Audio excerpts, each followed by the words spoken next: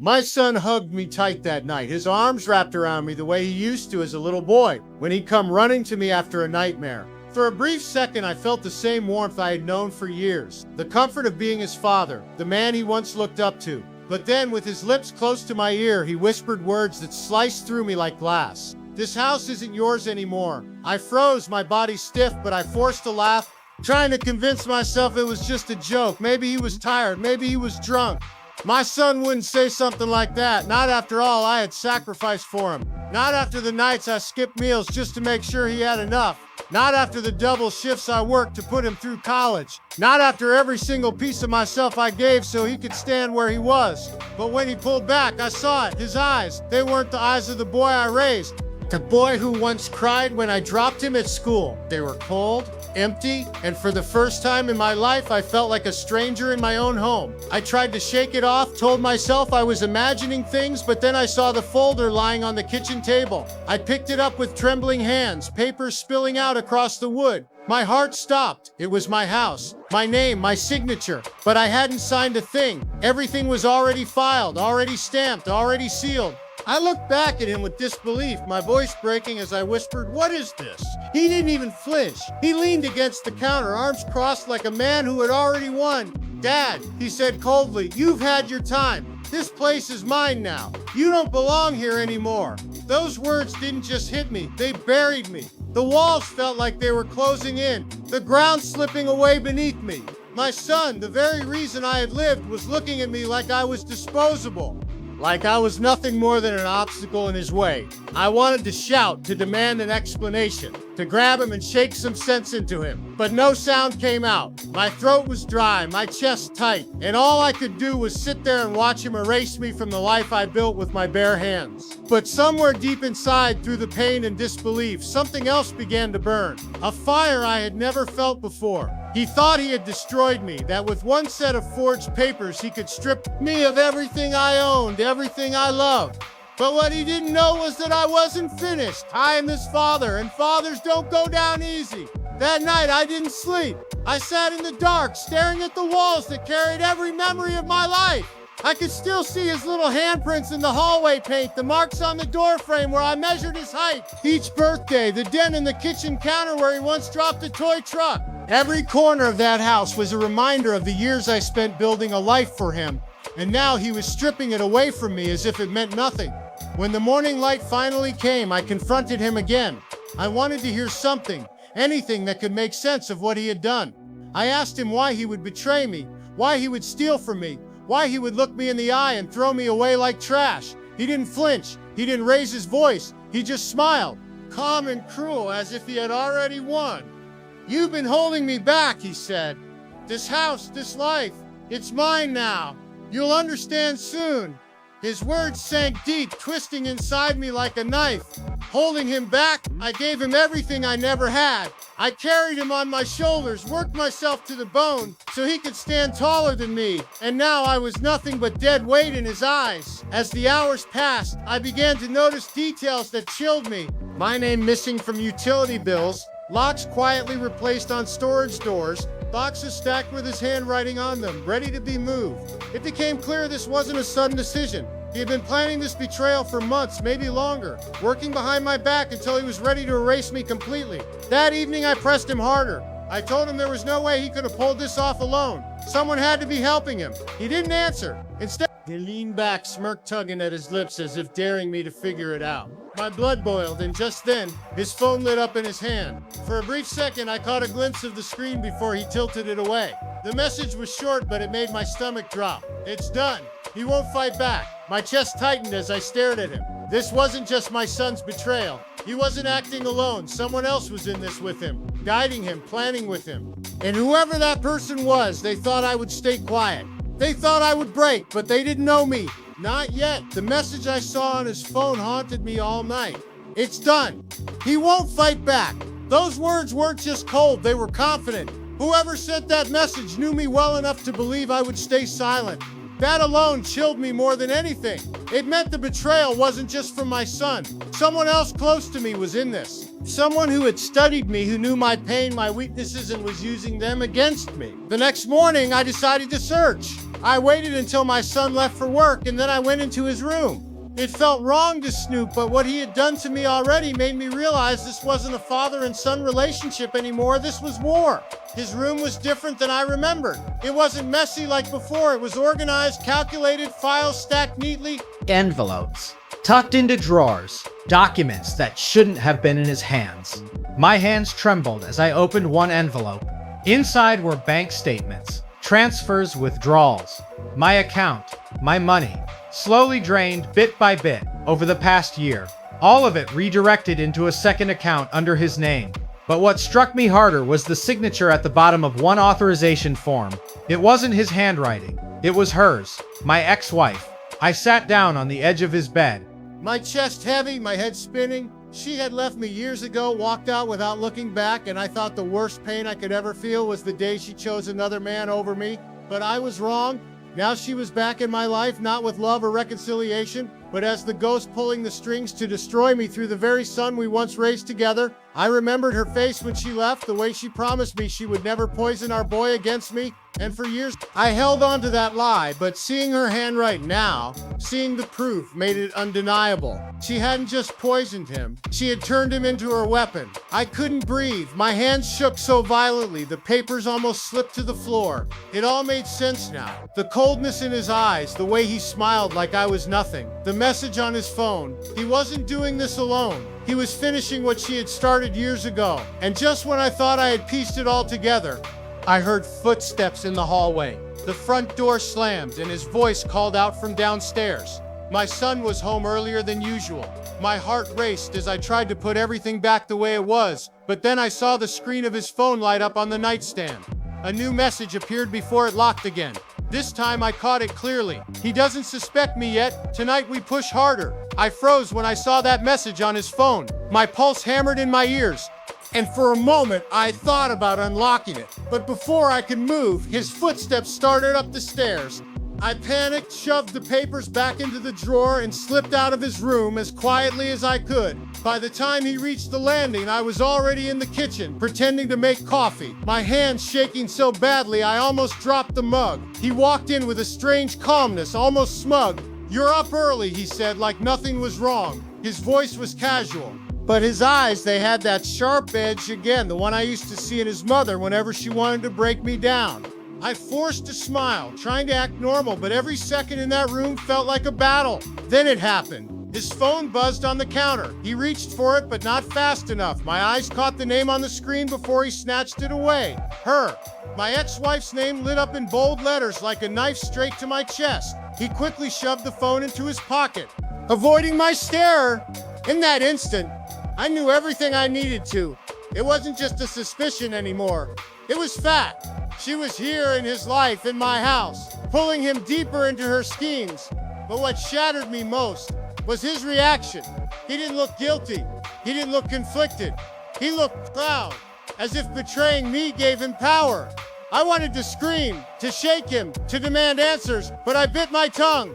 I knew if I exploded now, I'd lose my chance to find out just how far this had gone. Instead, I asked softly, "Who was that?" He smirked, sipping the coffee I had just poured. "A friend," he said, his eyes held mine with a challenge, daring me to call him a liar. My stomach twisted, but I stayed silent. Later that evening, I decided to follow him. I parked 2 blocks away and watched as he pulled into a quiet street. The moment I saw her step out from the shadows, my chest tightened so hard I could barely breathe. She hadn't changed much, still polished.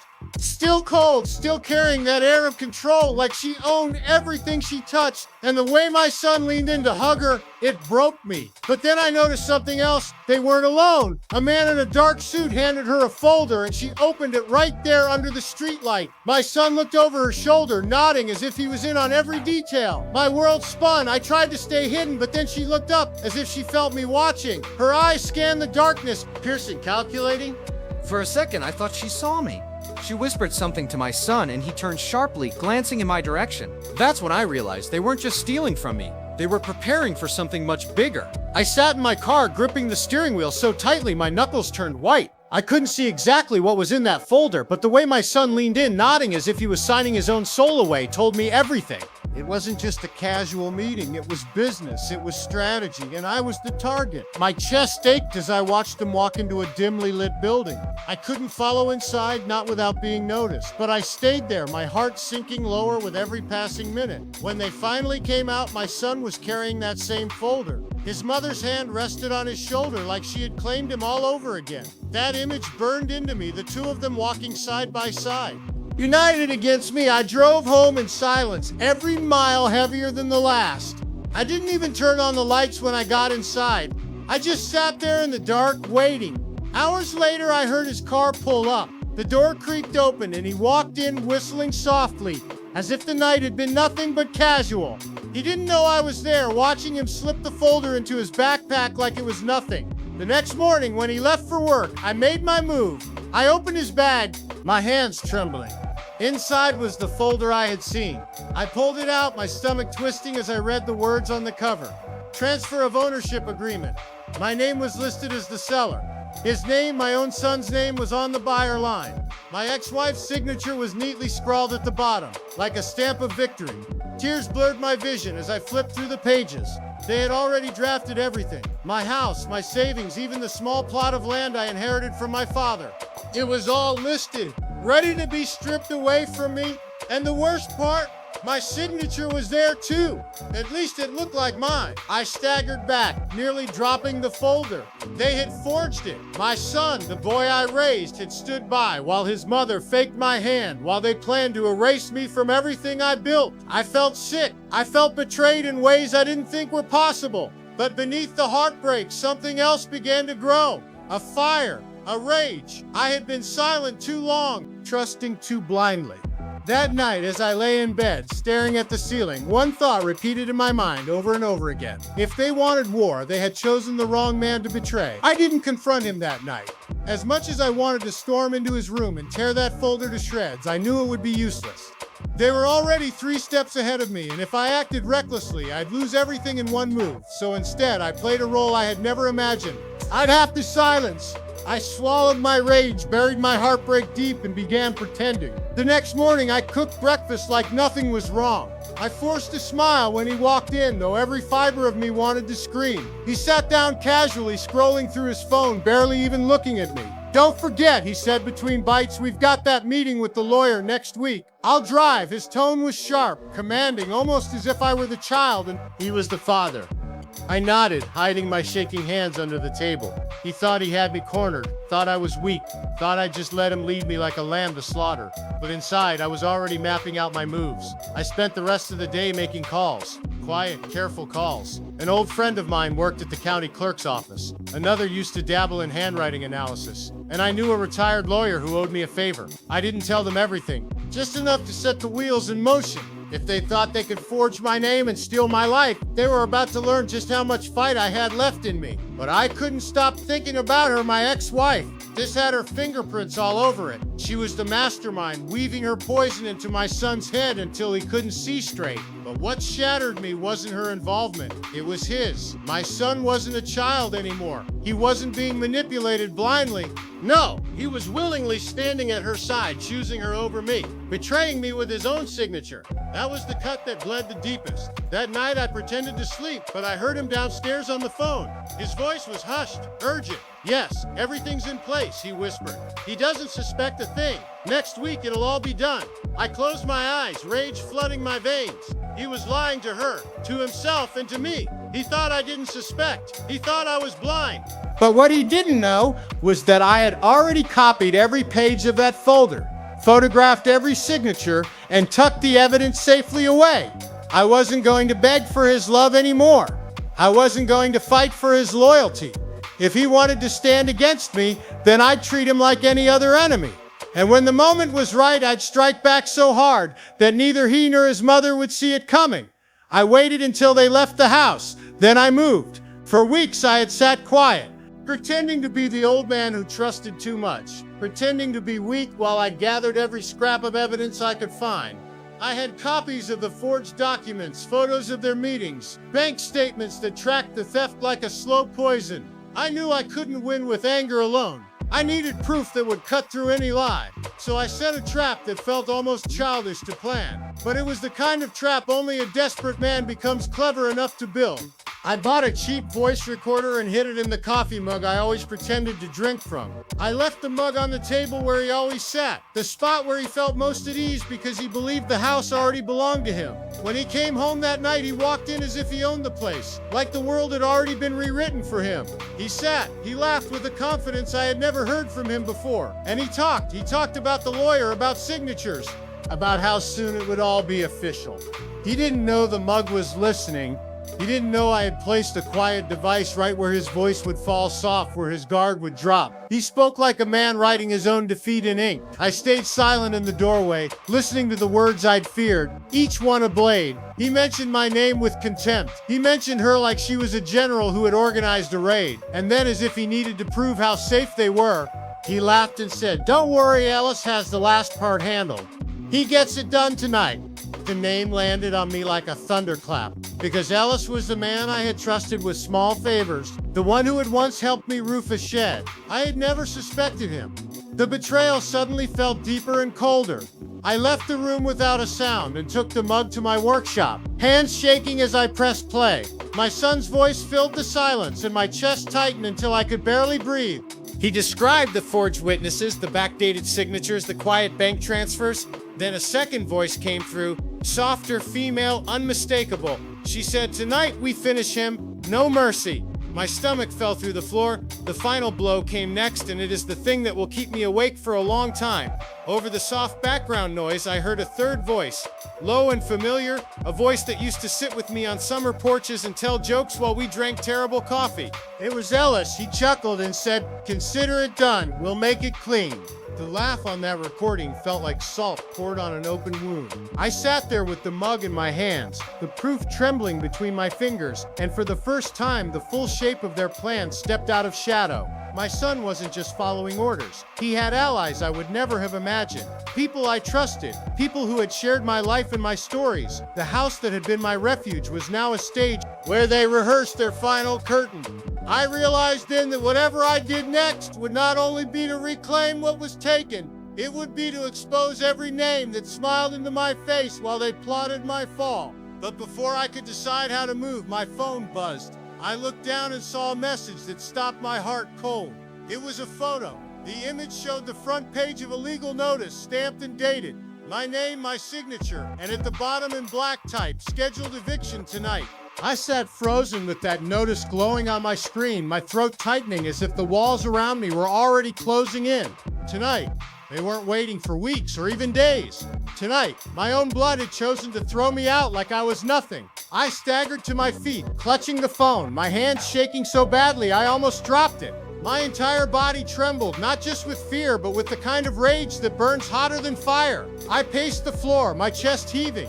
I thought of every nail I had hammered into these walls, every sacrifice I had made to keep this roof over his head when he was a child. I thought of the nights I had worked double shifts, the days I had gone without food just to make sure he was fed. And this was the reward, this was the thanks. My son, the boy who once cried into my arms when nightmares woke him, was now orchestrating my nightmare in real life. I couldn't just sit and wait for them to show up. I had to move. I had to strike first. I grabbed the folder of copies I had been keeping safe and slipped them into a bag.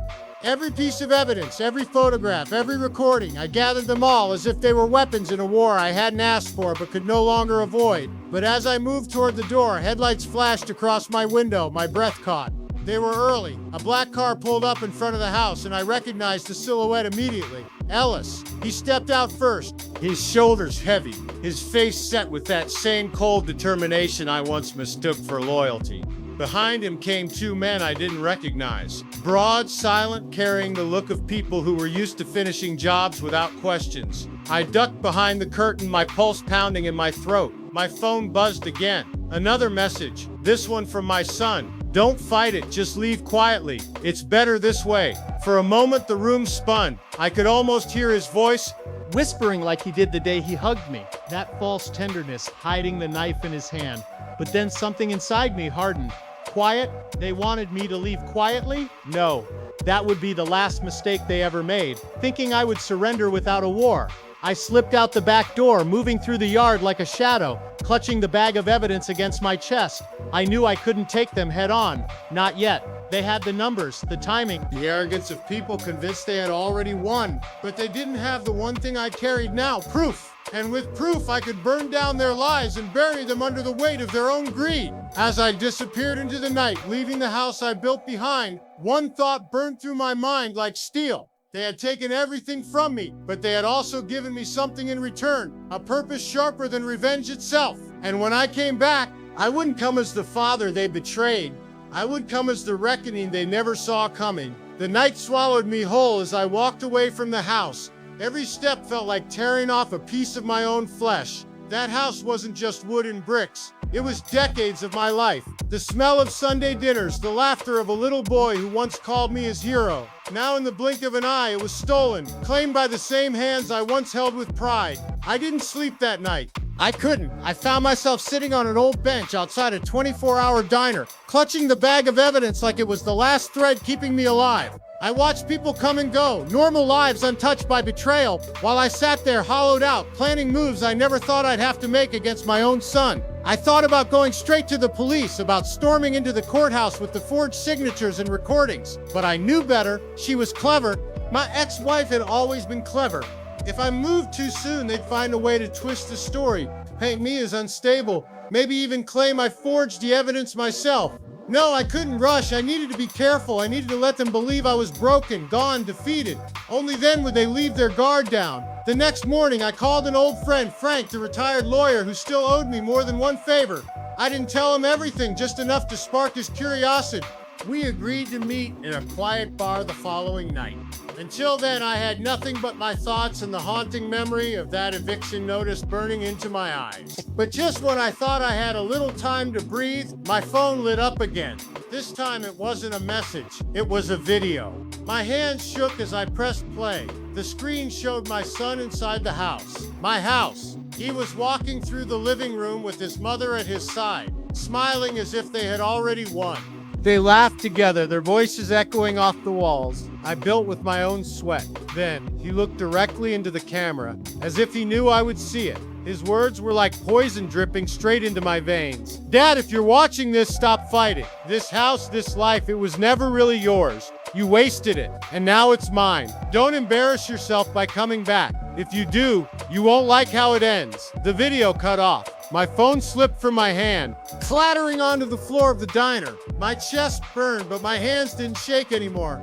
That message wasn't just a warning. It was a declaration of war. And if he wanted war, then war was what he would get. I met Frank in a dim corner of a tired bar, the kind of place where things that needed fixing got talked about in low voices. And for the first time since that eviction notice, I felt the tiniest flicker of hope. I laid everything on the table between us, the copied agreements, the bank records, the recording from the mug, letting the paper pile up like a confession. Frank sat back and rubbed his chin, eyes moving over the pages as if he could see the years those papers had stolen from me. This is ugly, he said finally, but there was no pity in his voice, only the kind of steady resolve that comes from someone who has seen wars and learned how to win them quietly. He asked careful questions, the kind of man who has defended guilty men would know to ask. Who else knows what exactly we can prove in court and how to make sure they can't bury the truth under lies and counterclaims? I told him the truth about the forged signature, about Ellis, about the late-night meetings and my son's messages, and with each word I felt lighter and angrier at once, like I was pouring water on a slow-burning coals of betrayal. Frank agreed to call a forensic handwriting expert he trusted and a young partner at his old firm who owed him a favor. He promised to run the transfers through channels that could prove the money trail beyond any doubt. He made a plan. We wouldn't run to the police first, we'd gather ironclad proof and then bring it straight to a judge and the press at the same time. The double blow they wouldn't be able to spin. For a few hours sitting there with Frank, I almost believed I could take my life back. I walked out of that bar feeling older but armed, clutching the folder like it was a lifeline, thinking about how soon I would make them answer for everything. I took a different route home just to clear my head, and when I reached the alley behind my house, the bag was gone. The strap had been cut and the zipper yawned open like a dead mouth. My heart lurched into my throat. I spun, hearing footsteps on the pavement, and in the dim light, Ellis stepped out from the shadow, slow and calm, a smirk cutting across his face that made me want to throw up. He held the bag in one hand and, as if showing off a trophy, unzipped it a little and let one of the papers fall to the ground. It fluttered in the streetlight like a white flag, but it wasn't surrender. It was proof. He looked at me with the cold that used to be reserved for strangers and said, "You really thought you could play a smarter game than me?" My knees nearly buckled when I saw that smirk stretch across Ellis's face. This was the man who once shared beers with me after long days, the man who swore he'd stand by me when the world felt heavy. And here he was, holding the very lifeline I had spent weeks building, tearing it apart piece by piece with that smug grin. I wanted to lunge at him, to rip the bag out of his hands, but something in his eyes stopped me. It wasn't just arrogance, it was warning. He wasn't alone. I felt it before I heard it. Footsteps echoed behind me, slow, deliberate. I turned and two men stepped out of the shadows, broad and silent, their faces blank as stone. The same men I had seen with him that night in front of my house. My throat tightened. It wasn't a robbery. It wasn't a chance meeting. It was a setup. Ellis let another page fall to the ground. The forged agreement with my name scrawled across it. He stepped closer, his voice low and steady. "You've been digging too much, watching when you should have been leaving. They wanted me to scare you off, but I figured why not finish it clean?" The men behind me closed in. If I ran, maybe, just maybe, I had a chance. Without another thought, I turned and bolted down the alley. Shouts erupted behind me, heavy footsteps pounding after me. My lungs burned, my legs screaming, but adrenaline pushed me forward. I darted around corners, through narrow streets, until the night swallowed me again. I collapsed behind a dumpster blocks away, gasping for breath, sweat, and tears mixing on my face. My bag was gone, my proof was gone, everything I had collected had slipped back into their hands, and now they'd make sure it never saw the light of day. But as I sat there trembling in the dark, another thought cut through the panic. Ellis might have taken my papers, but he hadn't taken everything. The mug, the recording, the one thing I had hidden away, far from the house, safe where no one could touch it. They thought they had destroyed me. They thought they had won, and that would be their mistake. The city felt colder that night. Every shadow looked like a threat. Every sound carried their footsteps. They thought they'd strip me bare, left me with nothing but fear. And maybe for a moment they had. But sitting there in the silence, my hands still trembling, I remembered what they didn't know. The small black recorder I had hidden weeks ago. I had left it tucked inside an old shoebox at my brother's garage, miles away. They couldn't touch it because they didn't even know it existed. That night, Ellis's voice had been caught loud and clear, talking about payments, about keeping the boss happy. I hadn't told anyone. Not a soul. It was my insurance, my last card. The thought steadied me. Fear gave way to focus. I wiped my face and stood, forcing my legs to move. I couldn't go back home, not yet. They'd be watching, waiting. I needed somewhere invisible, somewhere they'd never expect me. I walked until my feet ached, keeping to the dim streets until I found myself at a rundown motel on the edge of town. The kind of place where no one asked questions. No one cared who you were. The clerk barely looked at me as he handed me the key. Inside, the room smelled of dust and stale air, but it was safe, at least for now. I sat on the edge of the bed, staring at the ceiling, trying to quiet the storm in my head. Ellis's face kept flashing before me, that cruel smile. He thought it was over. He thought I had nothing left. That arrogance would be his downfall. I pulled out a small notebook I managed to keep in my pocket. One thing they hadn't taken. On the worn pages, I began sketching out names, places, connections, everything I knew about them. A map of betrayal. For the first time in days, a strange calm settled over me. I wasn't beaten. Not yet. I still had the recording. I still had my mind. And now I had rage burning hotter than ever. They wanted me to vanish into fear, but instead I was going to make them choke on it. The motel walls were thin, and every noise outside made me jump. A door slamming, a car starting, I kept thinking it was them, that Ellis had sent someone to finish me off. But hours passed, and the only thing that stayed constant was the ache in my chest. Betrayal feels heavier at night. That's when the silence makes it echo louder. I couldn't shake the image of my son standing next to Ellis, looking at me like I was some stranger. The boy who once ran into my arms when storms scared him now stood shoulder to shoulder with the man tearing me apart. That hurt more than anything Ellis could ever do. But pain can either bury you or sharpen you, and mine was starting to feel like a blade. I pulled the small recorder out from my pocket, holding it like a weapon. Ellis's voice crackled through the speaker as I replayed the words I had memorized already. The house is ours once the old man's out. Don't worry, the papers are clean. That laugh of his smug certain lit a fire under me. He really thought he'd won. I leaned forward, elbows on my knees, whispering to myself, "You don't even see me coming."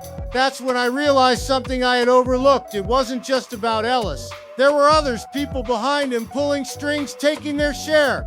Ellis was just the face. If I went after him too fast, I'd miss the ones truly holding the knife, and they'd strike again. So I made a choice in that dingy room. I wouldn't rush.